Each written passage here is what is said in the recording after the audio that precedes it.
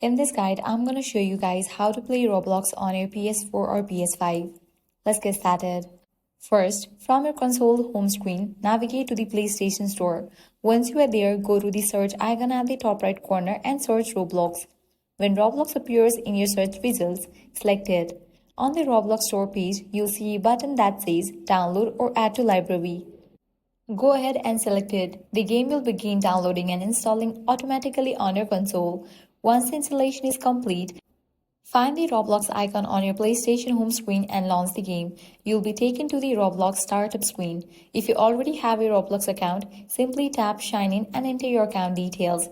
If you're new to Roblox, choose Create Account and follow the prompts to set up your profile. After logging in, you'll land to the Roblox home screen, where you can browse through thousands of games and experiences.